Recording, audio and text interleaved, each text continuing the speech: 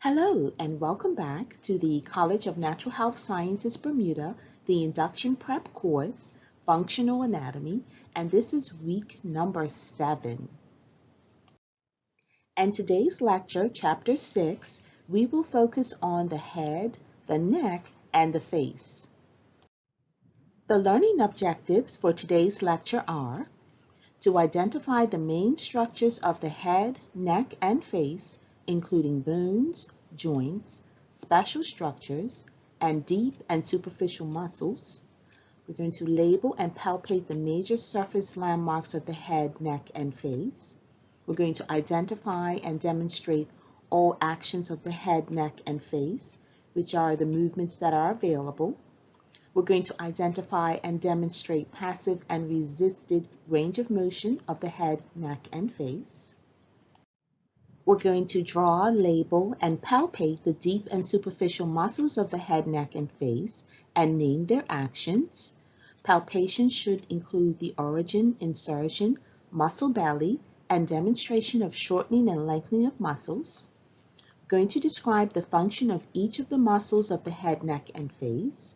We're going to identify both the synergists and antagonists involved in each movement of the head, neck, and face, such as flexion and extension. We're going to identify movements and muscles involved in coordinated activities of the head, neck, and face, such as hitting a header, looking up, tuning in, and rotating the head. We begin our discussion of the head, neck, and face by taking a look at the surface anatomy from an anterior view. Beginning from the left-hand side, we see the supraorbital margin, which makes up the superior portion of the eye socket.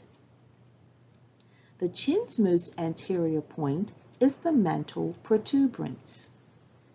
The Adam's apple is formed by the thyroid cartilage. Over to the right, we see the frontal eminence. The frontal eminence is the most anterior portion of the frontal bone, and it is commonly called the forehead. The zygomatic bone is commonly known as the cheekbone. The U-shaped mandible makes up the lower jaw. The trapezius muscles connects the shoulder girdle and the head and neck. And we can also see the clavicle. Continuing with our look at surface anatomy of the head and neck and the face from a posterior view, beginning from the left-hand side, we see the Nuchal Ligament. The Nuchal Ligament extends from the external occipital protuberance to the spinous process of the 7th cervical vertebra. And over to the right-hand side, we see the mastoid process. The mastoid process is a rounded triangular projection at the base of the temporal bone behind the ear. It is an attachment point for several muscles. The external occipital protuberance is the most posterior portion of the occipital bone of the cranium. Now let's consider the surface anatomy of the head, neck, and face from an anterolateral view. The temporal fossa is a shallow depression in the lateral cranium that serves as an attachment site for the temporalis muscle. The anterior triangle is an area containing major blood vessels, nerves, lymph nodes, and the thyroid gland. Its borders are the mandible, the sternocleidomastoid, and the midline of the anterior neck. The sternocleidomastoid muscle defines the border between the anterior and posterior triangles. The posterior triangle is an area containing major blood vessels, nerves, lymph nodes, and its borders are the trapezius, the sternocleidomastoid, and the clavicle. Now let's take a look at the skull from an anterior view. Beginning from the top left, we see the paired nasal bones which form the bridge of the nose. The frontal bone forms the forehead. Over to the left, we see the sphenoid bone which forms a wedge in the cranial floor. We can also see the orbital cavity. The medial wall of each orbit is formed by a lacrimal bone. The delicate ethmoid bone is located deep in the central skull. We can also see the nasal cavity, and the slender vomer bone is a facial bone that forms part of the nasal septum. And just to the very inferior, we see the mental protuberance. The mental protuberance is the center point of the mandible. And going to the top right, we see each cranial bone which connects with its neighboring bones at movable sutures. The curved parietal bones form the supralateral cranium. Each temporal bone forms the inferolateral cranium. The greater wing of the sphenoid bone articulates with several other cranial bones. The zygomatic bone is the cheekbone. Each maxilla forms half of the upper jaw and central face. The mandible is the largest facial bone. Now let's take a look at the skull from a posterior view. Over to the left-hand side, we see the lambdoid suture. We can also see the occipital bone and the external occipital protuberance. The inferior nuchal line runs parallel to the superior nuchal line. We also see the mandible. And over to the right, we see the parietal bone. We see the sagittal suture, which joins the two parietal bones. We see the lambda, and it is the intersection of the occipital and the two parietal bones. We see the temporal fossa. We see the superior nuchal line, which runs laterally from the external occipital protuberance. We see the mastoid process, and we also see the myohyaloid line. Now let's consider the cervical vertebral column from an anterior view. Over to the left, we see the anterior arch of the atlas. The cervical vertebrae all contain a right and left transverse foramen through which runs the large vertebral artery. Over to the right-hand side, we see the dens, or the odontoid process, of the axis, which serves as a pivot point for the rotation of the atlas. We can also see the anterior tubercle of the atlas. The atlas, which is C1, is the first vertebra of the vertebral column. And C2, the axis, is the second vertebrae of the vertebral column. Each cervical vertebra display a right and left transverse process. The vertebral bodies of the typical cervical vertebrae articulate at the U-shaped uncurved vertebral joints. And now let's consider the cervical vertebral column from a posterior view. From the left-hand side, we can see the transverse processes. The large spinous processes serve as muscle attachments. Facet joints lie to the right and left of the spinous processes and join the inferior facet of one vertebra to the superior facet of the next. Now let's consider the temporomandibular joint from a lateral view. The temporomandibular joint is a modified hinge that allows elevation, depression, retraction, protraction, and lateral movements. The external acoustic meatus is just posterior to the temporomandibular joint. The articular disc of the temporomandibular joint helps the bony surfaces to fit together and distributes compressive forces during activities like chewing. The lateral pterygoid muscle pulls the articular disc and condyloid of the mandible anteriorly as the mouth opens. Now let's consider the bony landmarks that we can palpate on the head, neck, and face. We can palpate the temporal fossa. We can palpate the zygomatic bone, the mastoid process, the cervical transverse processes, the cervical spinous processes, the external occipital protuberance, the ramus and angle of the mandible, the coronoid process of the mandible, the condyloid of the mandible, the submandibular fossa, the hyoid bone, and the cervical anterior vertebral bodies. Now let's consider the transverse ligament of the atlantoaxial joint from the superior view. Beginning from the left most superiorly, we see the transverse ligament, which helps to maintain the position of the dens against the interior surface of the anterior atlas. And in the middle, we see the anterior tubercle of the atlas. Further to the right, we see the joint capsule, which helps maintain the position of the atlantoaxial joint, which allows rotation of the head.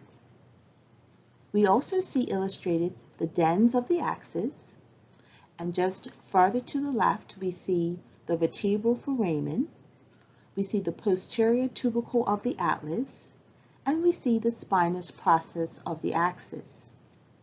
Over to the right, we see the superior articular facet of the atlas.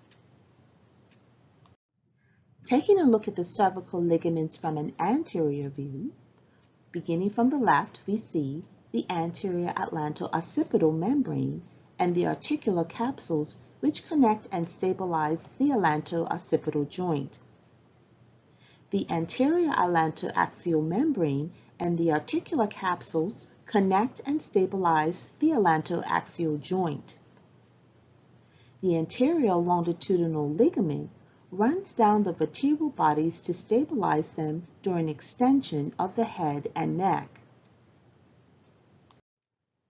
Now let's take a look at the cervical ligaments from a deep posterior view. Beginning from the left, the deep oblique alar ligaments connect the occiput and the atlas and prevent excessive rotation at the atlanto-occipital joint. The superior longitudinal band of the cruciate ligament helps limit vertical movement in the upper cervical vertebrae. The horizontally orientated transverse ligament of the atlas helps form part of the cruciate ligament and maintains the position of the dens against the inferior surface of the anterior arch of the atlas. Over to the right, we see the ligamenta flava, which joins adjacent vertebrae between the laminae and helps stabilize the cervical spine. And now let's take a look at the cervical ligaments from an intermediate posterior view. The broad tectorial membrane attaches above the anterior edge of the foramen magnum. The tectorial membrane descends to form the posterior longitudinal ligament that connects the posterior vertebral bodies. This strong vertical ligament has deep portions that attach to the intervertebral discs. Now let's consider the cervical ligaments from a superficial posterior view. As with the front, two membranes stabilize the back of the upper neck. These structures are pulled taut during the flexion of the upper cervicals.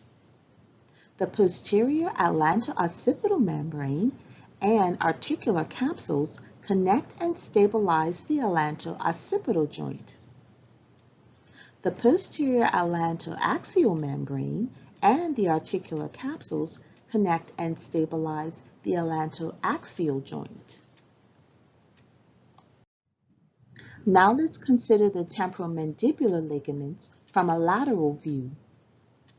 The temporomandibular ligament and articular capsule maintain the position of the condyle of the mandible in its fossa on the temporal bone. The stylomandibular ligament connects the styloid process of the temporal bone and the angle of the mandible, preventing anterior and lateral displacement of the joint. And now let's consider the temporomandibular ligaments from a medial view. The sphenomandibular ligament, along with the stylomandibular ligament, limits protraction and lateral movement of the mandible. And now let's consider the special structures of the face and neck from a superficial anterolateral view. Beginning from the right, we see the facial nerve, which has several branches which are superficial to the muscles of the head and face. We see the large parotid salivary glands, which lie just anterior to the ear and superficial to the masseter muscle. We also see that these nerves are part of the cervical plexus, which lies deep in the posterior neck beneath the sternocleidomastoid muscle. We can also see the external jugular vein, which drains portions of the scalp and face. We also see the brachial plexus, which is a complex web of spinal nerves arising from the cervical spine that innervates the upper extremity. And just over to the left, we see the U-shaped hyoid bone, which lies under the chin. Now let's consider the structures of the face and neck from a deep anterolateral view. Beginning from the left, we see the thyrohyoid membrane, which attaches the thyroid cartilage and the hyoid bone.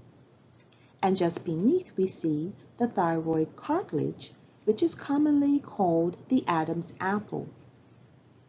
We also see the thyroid gland, which is just inferior to the thyroid cartilage and is a delicate structure on the anterior neck. Over to the right, we see the internal carotid artery, which supplies the orbits of the eyes as well as the brain. The external carotid artery brings blood to tissues of the head, but not the brain or eyes. And the internal jugular vein drains the oxygenated blood from the brain. And here we see the lymph nodes of the neck illustrated from an anterior view. Beginning from the right-hand side, we see the submental, we see the submandibular, we see the superior deep cervical, we also see the prelaryngeal. Then over to the left, we see the inferior deep cervical. Then we see the paratracheal, and we also see the pretracheal. Continuing with our look at special structures, we see the trigeminal nerve branches from a lateral view. The ophthalmic division of the trigeminal nerve picks up sensations from the scalp, forehead, upper eyelid, cornea, and nose. The maxillary division of the trigeminal nerve senses impulses from the lower eyelid, nose, mouth, upper teeth and gums, and cheek. The mandibular division of the trigeminal nerve transmits sensory data from the lower teeth and gums, chin, the neck, and temples. It also has motor fibers that help regulate chewing and swallowing. Now let's consider the cervical spinal cord and nerves from a deep posterior view. The spinal cord descends through the foramen magnum of the occipital bone. The meninges are membranes that cover the brain and spinal cord.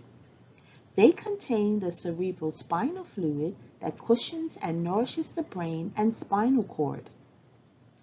Segments of the spinal cord branch into the right and left spinal nerves. These branch further to monitor and control regions of the body. The cervical spinal nerves regulate the back of the head and the neck and the upper extremities. Now let's consider the superficial cervical muscles from the anterior lateral view. We see, beginning from the right-hand side at the very superior, the sternocleidomastoid. We also see the splenius capitis. We can also see the levator scapulae, the anterior scalene, the middle scalene, the posterior scalene, the trapezius, and the omohyoid. Now let's consider the superficial cervical muscles from a posterior view. Beginning from the left-hand side, we see the sternocleidomastoid, and we can also see the trapezius. Over to the right, we see the semispinalis capitis, the splenius capitis, the splenius cervicis, and the levator scapula.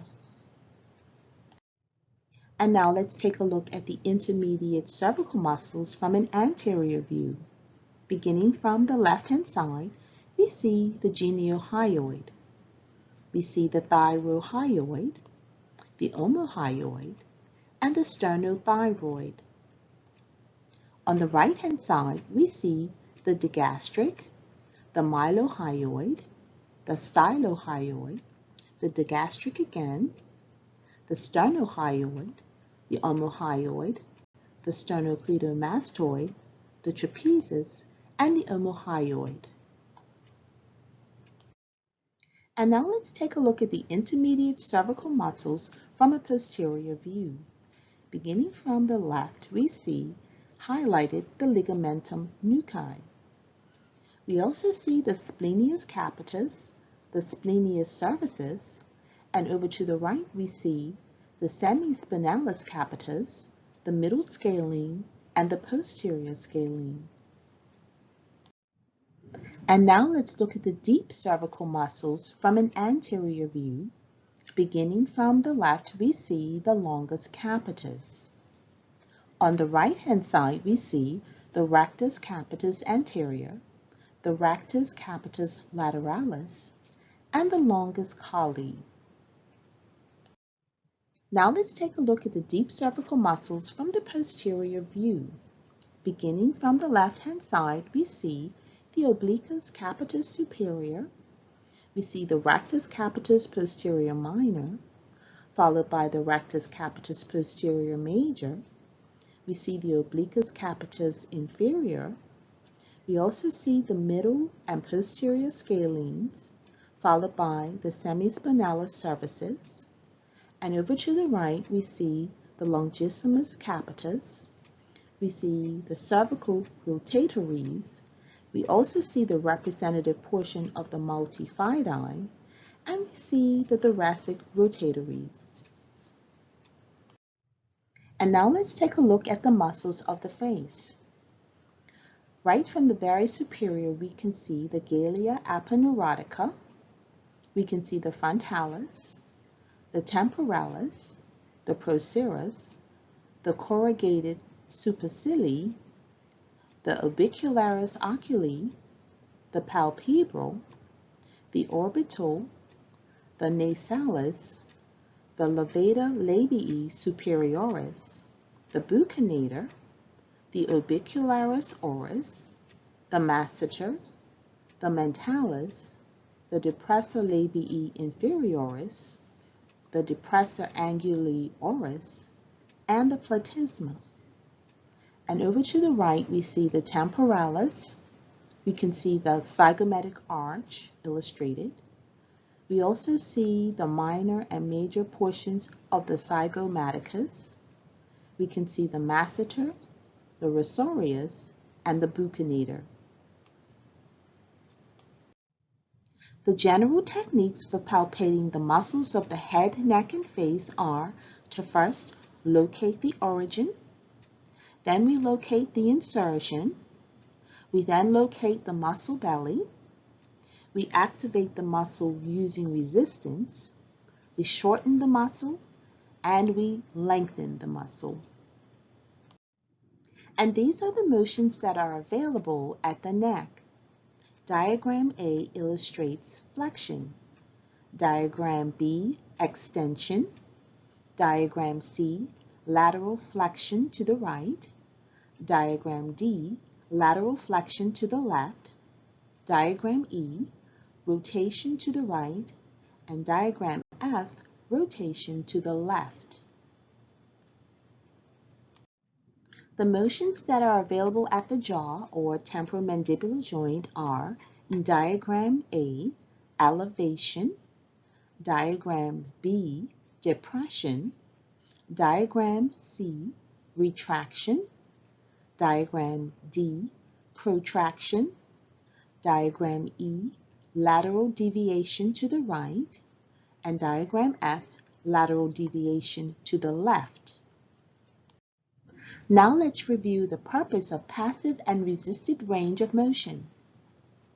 Passive range of motion helps establish the health and function of inert structures, such as the joint capsules and ligaments.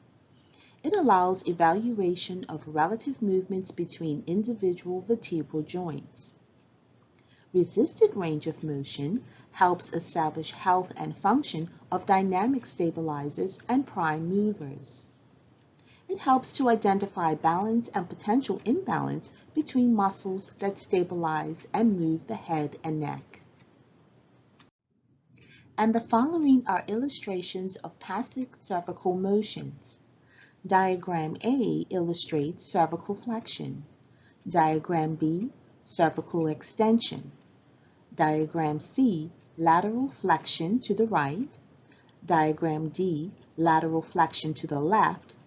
Diagram E, rotation of the right, and diagram F, rotation of the left. And these are the illustrations of resisted cervical motions. Diagram A shows resisted flexion. Diagram B, resisted extension. Diagram C, resisted lateral flexion to the right.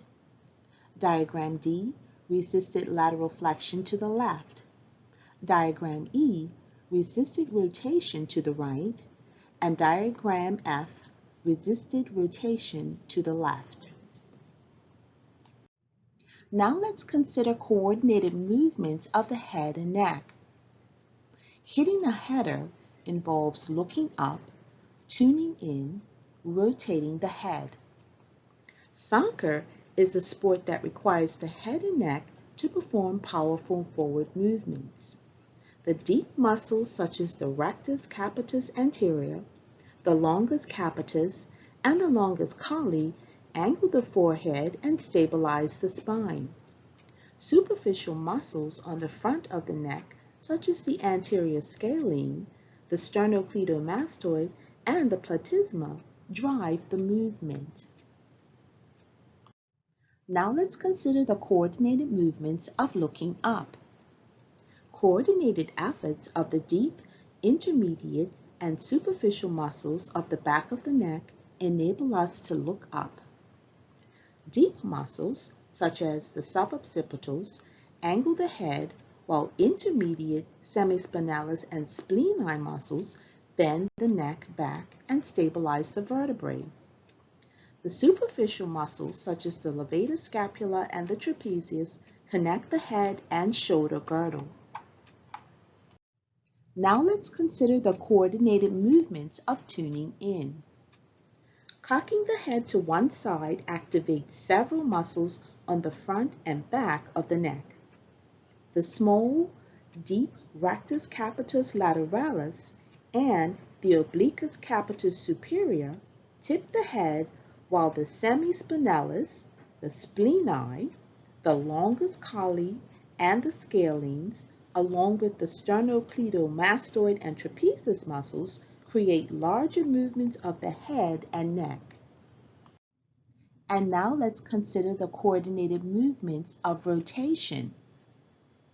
Turning your head to look over your shoulder is a critical movement when driving or taking a breath when swimming. The deep suboccipitals help pivot the head, while the semispinalis and spleni muscles govern gross neck rotational movements. The scalenes, the levator scapula, the sternocleidomastoid, and the trapezes anchor the head and neck to the rib cage and shoulder girdle during these movements. Now let's summarize the main points of today's lecture.